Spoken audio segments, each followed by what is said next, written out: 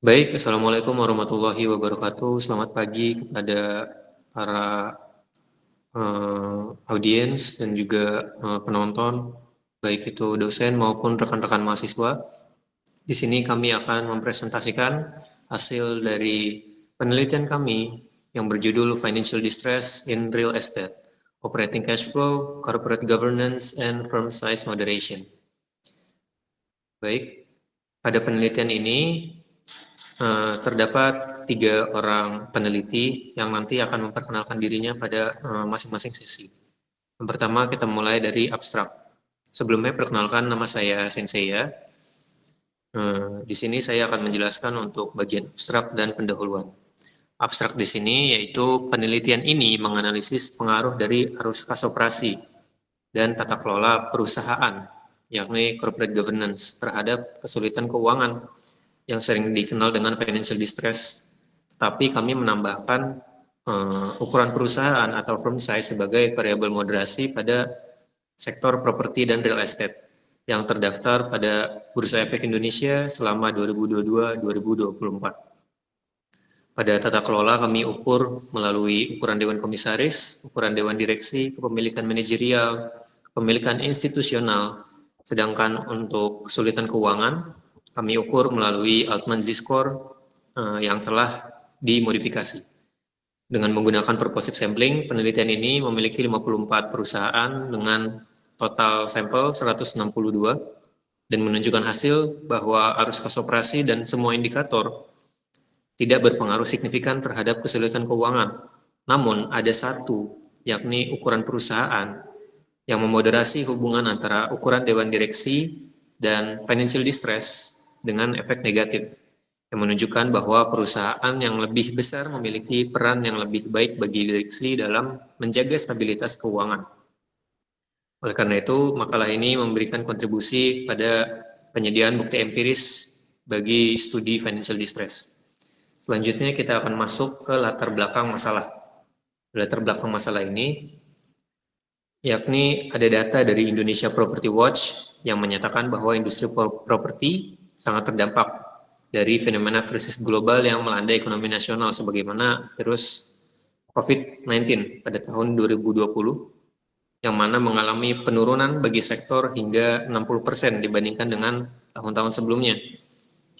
Hal ini juga didukung akibat adanya penurunan penjualan dan juga pembatasan, yang mana dikutip dari penelitian Kudus di tahun 2022, kemudian keadaan ekonomi Indonesia juga melambat seiring dengan penurunan kemampuan daya beli masyarakat, di mana penurunan daya beli ini terlihat dari survei yang dilakukan oleh Bank Indonesia terhadap indeks keyakinan konsumen, di mana mengalami penurunan pada pertengahan tahun 2020. Dan dengan demikian mengindikasikan masyarakat tidak terlalu yakin dengan kondisi perekonomian, juga dapat memberi imbas pengaruh pada sektor properti dan real estate.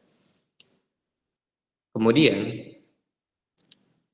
daya beli yang melemah ini menjadi faktor utama investasi di sektor properti sulit berkembang pada beberapa tahun belakangan.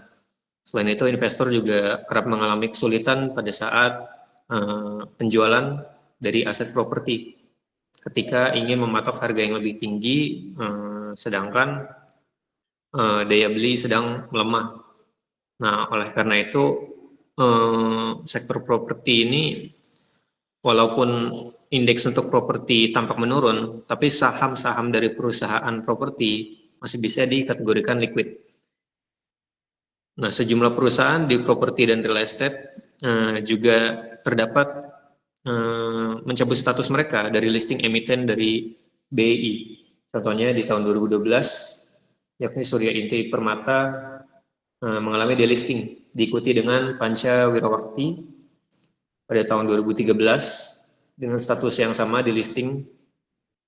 Begitu juga dengan Lami Citra Nusantara Tbk pada tahun 2017 serentak mengalami delisting. Sementara itu ada fenomena lain, yakni Ciputra Property Tbk dan Ciputra Surya Tbk bergabung dengan PT Ciputra Development, yang mana dengan adanya merger ini sangat-sangat membuktikan bahwa terdapat tantangan besar serta resiko tinggi terhadap keberlangsungan perusahaan properti di Bursa Efek Indonesia. Selanjutnya, kemudian di sini untuk pertumbuhan industri properti dan real estate di triwulan 1 2018 terlihat tumbuh 1,30% dibandingkan dengan triwulan 4 2017, tetapi di triwulan 2 2018 industri ini mengalami tren perlambatan sebesar 3,17%. Dikatakan bahwa pertumbuhan permintaan lesu baik berupa sewa ruang kantor, pusat perbelanjaan maupun apartemen yang dikutip dari Badan Pusat Statistik pada survei di tahun 2018. Kemudian penelitian dari Hernadianto menunjukkan bahwa masalah keuangan dimulai ketika perusahaan tidak dapat memenuhi kewajiban-kewajiban mereka seperti likuiditas dan solvabilitas.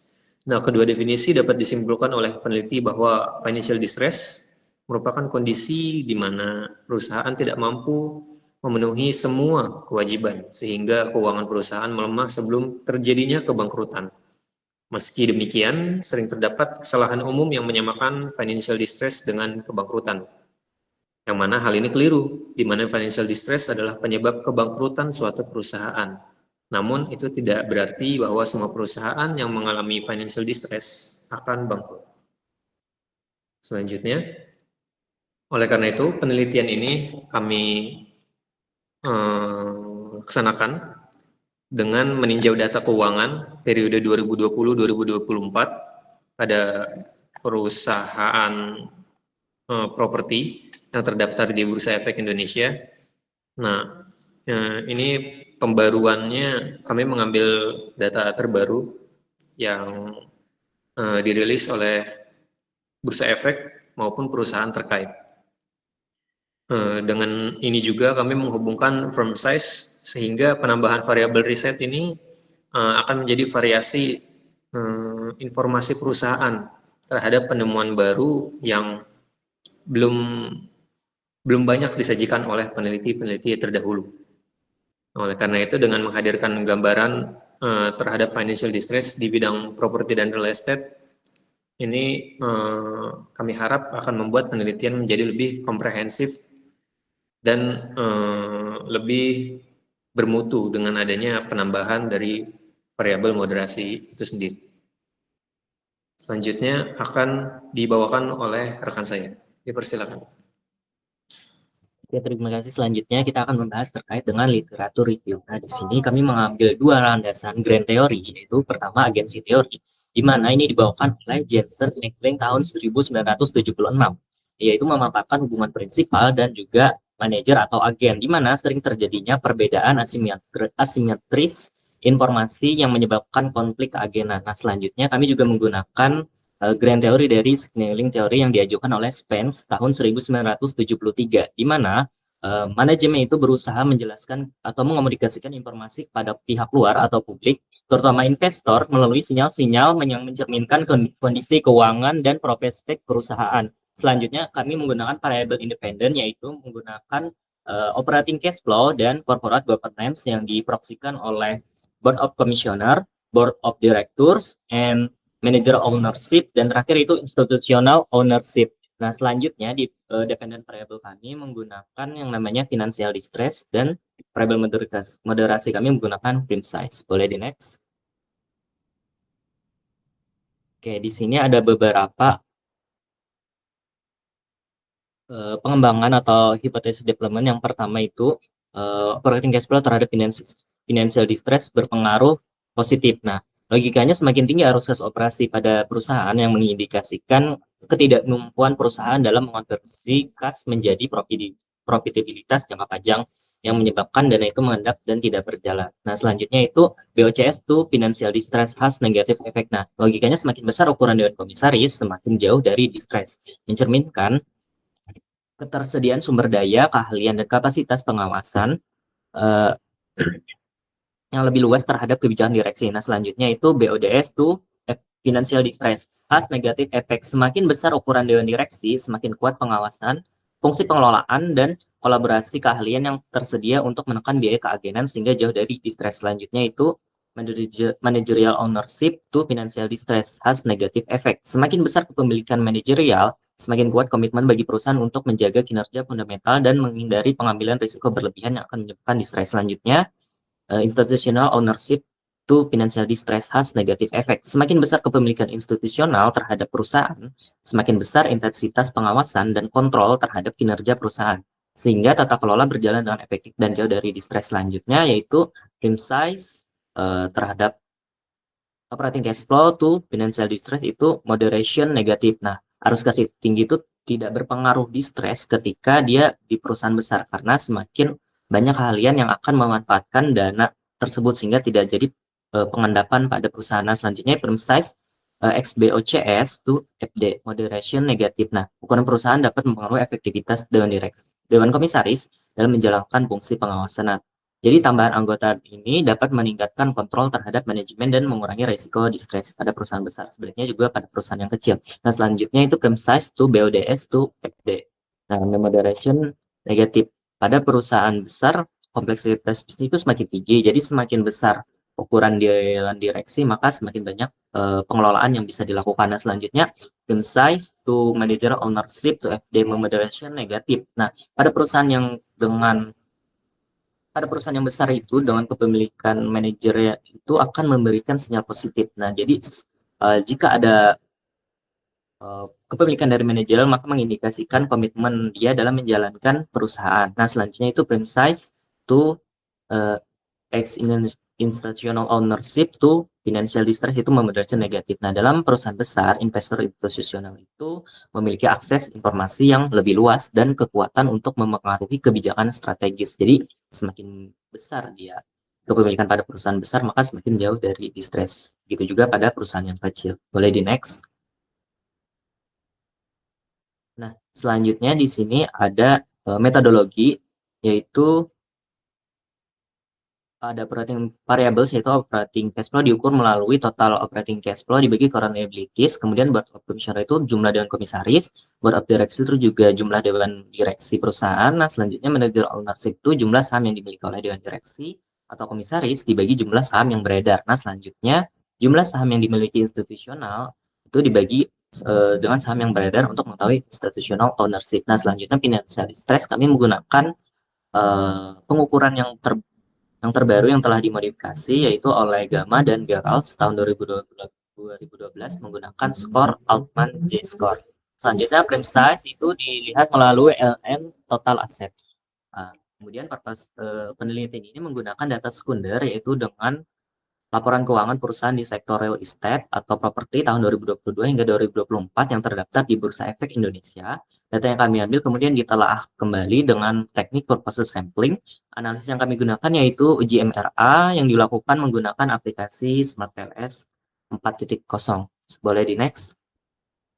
Yang selanjutnya di sini ada kerangka penelitian. Nah, di situ bisa dilihat bagaimana variable independen dan variable dependent serta moderasi itu saling terhubung. Nah, selanjutnya di purpose sampling yang pertama itu kriterianya perusahaan yang terdaftar di sektor real estate di Bursa Efek Indonesia, kemudian perusahaan properti yang memiliki laporan keuangan tidak lengkap di tahun 2022 hingga 2024. Nah, selanjutnya itu perusahaan real estate yang di listing atau sudah bangkrut dari Bursa Efek Indonesia. Boleh di next. Oke. Nah, di sini ada proses pengerjaan. Yang pertama itu data mentah yang kami kumpulkan, kami telah dan kami bagi. Nah, selanjutnya mensortir data tadi sesuai dengan kriteria yang telah saya jelaskan tadi. Boleh di next. Nah, selanjutnya di situ ada tabulasi yang kami buat, yaitu dari operational variable tadi, situ pengukurannya, kemudian kami terapkan di dalam Excel atau spreadsheet. Nah, selanjutnya kami menghitung nilai Altman score juga menggunakan dengan pengukuran yang saya sebutkan sebelumnya. Boleh di next. Nah, selanjutnya, nah di situ ada kami membuat kriteria zona financial distress juga. Kami susun. Nah, selanjutnya di situ ada juga proses kami membuat data yang sudah kami olah dengan Smart PLS. Nah, mungkin sekian yang dapat saya sampaikan. Selanjutnya saya serahkan kepada rekan saya. Baik, terima kasih Rifan. Sebelumnya perkenalkan, nama saya Joseph Jeremy. Kita akan membahas pada bagian hasil.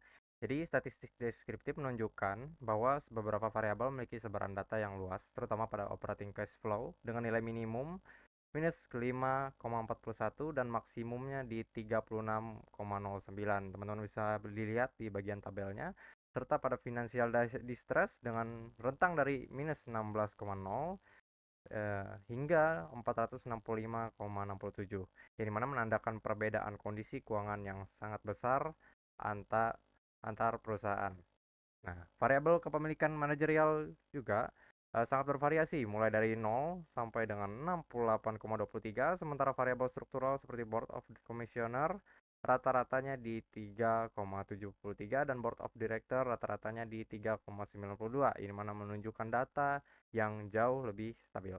Nah, firm size sendiri relatif homogen dengan kisaran 22,59 sampai dengan 31,96 yang mencerminkan ukuran perusahaan yang tidak terlalu jauh berbeda. Secara keseluruhan, data menggambarkan bahwa sektor properti dan real estate memiliki keberagaman yang tinggi pada variabel keuangan, namun lebih konsisten pada aspek struktur organisasi. Nah, selanjutnya ada pada bagian uji kolenialitas, yang mana teman-teman bisa melihat pada bagian tabel di situ ada PIF ya, atau variance of factor, yang dimana rata-rata PIF-nya itu di bawah dari 0,5, yang dimana menandakan tidak adanya masalah kolinialitas yang signifikan antar variabel independen, sehingga model bisa dikatakan dapat diterima, yang dimana itu standar menurut dari Hare et al. 2021. Nah, selanjutnya pada hasil uji nilai R square, ya pada nilai adjusted R square sebesar 0,1599 yang menunjukkan bahwa model hanya mampu menjelaskan sekitar 15% variasi financial distress melalui kombinasi operating cash flow, mekanisme corporate governance, dan moderasi firm size, yang dimana artinya sebagian besar faktor yang mempengaruhi financial distress 84,1%-nya berasal dari variabel lain di luar model. Yang dimana dengan demikian kekuatan perjelas model dapat dikategorikan sebagai lemah.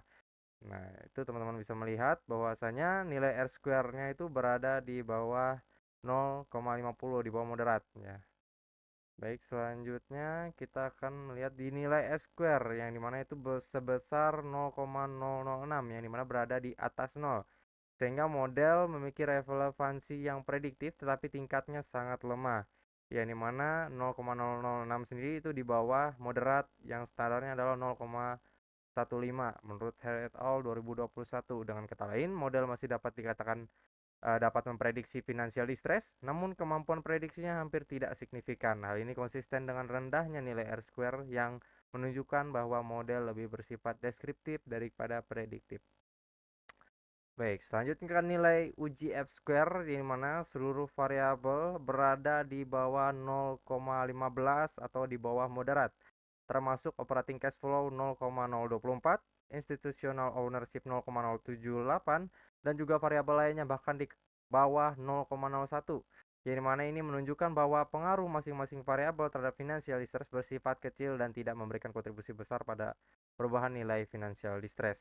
Nah, secara keseluruhan, tidak ada variabel independen yang memiliki efek kuat dalam model.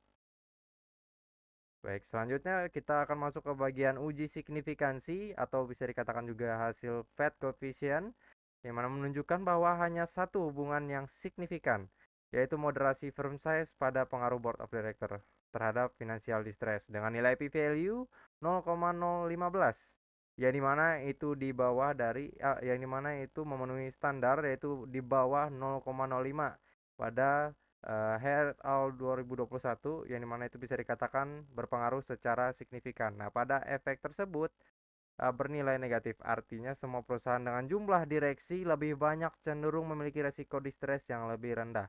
Sementara variabel lainnya memiliki nilai p-value di atas 0,05, sehingga tidak berpengaruh secara signifikan, meskipun beberapa menunjukkan arah hubungan yang positif atau negatif. Hal ini menegaskan bahwa struktur direksi pada perusahaan besar memiliki peran paling nyata dalam mengurangi potensi financial distress. Nah, baik sekian ya dari hasil yang sudah kami paparkan dan juga dari dari penelitian kami data-datanya. Sekarang kita akan masuk ke dalam apa yang bisa dapat kita simpulkan dari penelitian kami ini.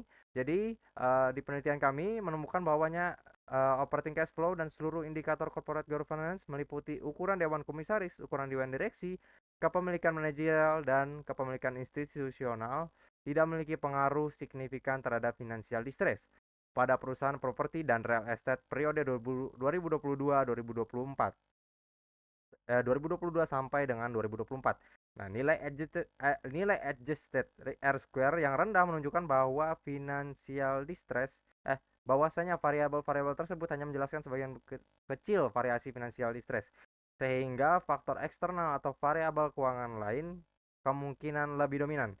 Satu-satunya hubungan yang signifikan adalah moderasi firm size terhadap pengaruh board of director, di mana perusahaan berukuran lebih besar dengan jumlah direksi yang lebih banyak cenderung memiliki resiko distress yang lebih rendah. Nah, dengan demikian, efektivitas dewan direksi pada perusahaan besar menjadi aspek paling kontribusi dalam menekan financial distress, sementara variabel lain tidak menunjukkan peran berarti dalam model. Baik, sekian dari saya kembalikan kepada teman saya. Terima kasih.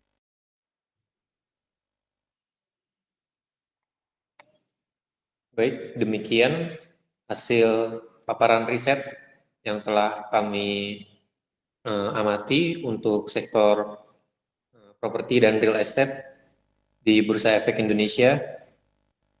Dan dengan demikian kami mengucapkan terima kasih atas perhatiannya dan kami mohon maaf apabila terdapat kekurangan dan kekeliruan dalam penyampaian kami maupun dalam penyajian riset kami.